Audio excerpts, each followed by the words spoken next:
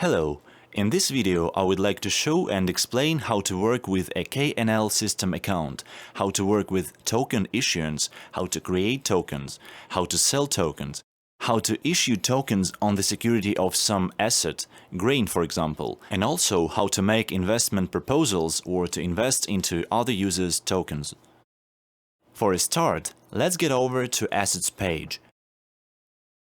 At this page we can see all the assets belonging to this account. You can find a link for registration of your account in the description. To create or issue our asset, we need to click the Create button. After that, we have to enter the name of our asset. Let's call it Test Asset.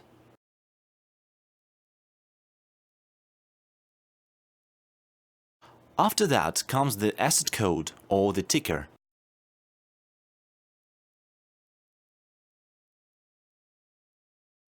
Then we need to enter the maximum issuance amount of the tokens. Let it be 10,000. Then comes the type, whether we need verification for buying this asset or don't. Let's tick Don't. After that, we can choose the settings for our asset, whether it can be transferable to other accounts or whether it can be withdrawn from the account, whether we can make atomic swaps or not. Let's tick the options that we can transfer and withdraw the assets from the account. Then we can upload our asset's logo, but we'll skip that for now. Let's click Next. Here we have a setting for integration with Stellar. We don't need to do it now to create a simple asset. We can also tick this box if we aren't going to issue additional tokens later. But we skip this point as well because we potentially might want to do it later. After that, we need to choose pre-issuant asset signer identification number of the account that issues the asset. Let's enter ours. After that, we need to enter the amount of tokens to be pre-issued from the very beginning. Let it be 5,000. We can also upload the terms for buying the tokens, but we don't have to. Let's click the button Create Request. Let's click again to confirm. The token has been created. To be more exact, we have created a request. Then we get over to KNL System Administrator page. We need to get into the Assets tab. Here we can see all the tokens present in our system at the moment. Here we need to click the button Asset Request. As we can see, there is a request for issuing a test asset token that we have just issued. We can click it and see the request details. Here we can see all the settings we made just a couple of minutes ago. Asset name, its code, maximum issuance amount, issued amount, pre-issuance signer, settings and policies, whether verification is needed, the date of creation. Let's click Submit. That's it. Our asset has been successfully created. Let's get back. Here, in the KNL system user account, we can click Requests. Here we can see the details of our approved assets or blocked requests for token creation and issuance. We can also update the asset after making necessary settings at the Asset page. Let's choose an asset.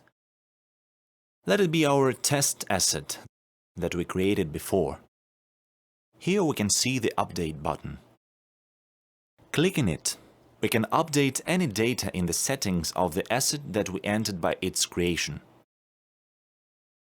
Now let's close it.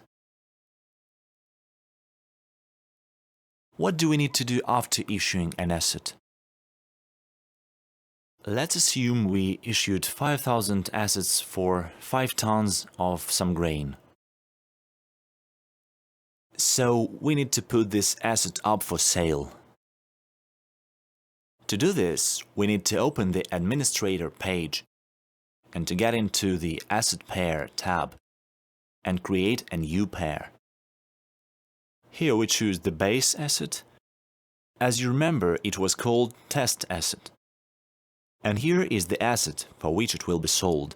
Let it be Bitcoin. Here is the initial price. Let it be 1 to 1. Here comes physical price correction. Let it be 1. And here is maximum price step. Let's take 50. Here we can specify whether we can sell the asset or not, physical price restriction and current price restriction. Let's click Create and confirm. That's it. We have just added our pair. Now, to see what pairs there are in our system, we can get over to Trades tab, choose a pair, and here we can see the pair we have just created, test asset to Bitcoin. Let's get over to it. The graph isn't showing anything at the moment, as long as no deals have been made up to now. If a user placed an order for buying or selling, it would appear here. Let's get back to the KNL-ecosystem user account. Here we can get over to Trade tab and choose a pair. Let it be the test asset to Bitcoin pair that we have just created. Here we can create two types of order, a buy order or a sell order, which are orders for buying and selling respectively. We enter the asset we want to buy, the price we would like to charge for the asset, and the amount of the assets we want to buy or sell. We will also have a sum of fees on this deal. To see all the fees on the platform, we can get over to the Fees tab. Now we haven't got any assets in any of the tokens. To set the fee on buying or selling of any assets, we have to get over to the Administrator page and then to the Fees tab, and to set a fee on the asset. Let's set a fee on the test asset we created 3 minutes ago. After that, at the Administrator page, we can confirm or reject all the user's KYC requests.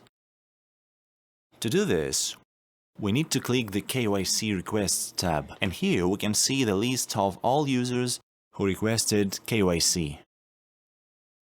Clicking on a user, we can see all the data he has entered about himself, where he is registered, the city, and all the other details. We can either approve or reject the user.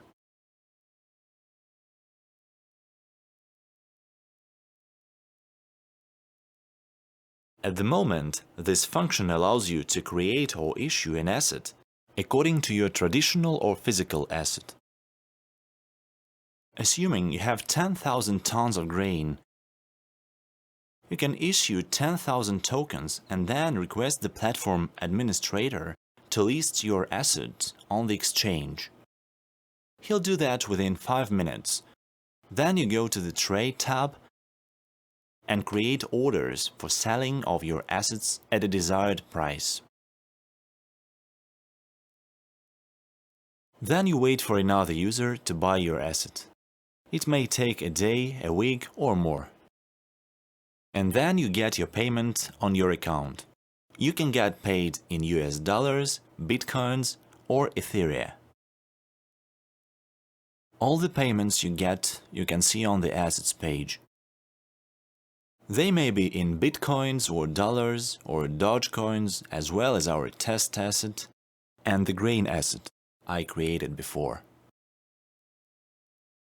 We also have an atomic swap function, a limit function, an issuance request function that I have just described,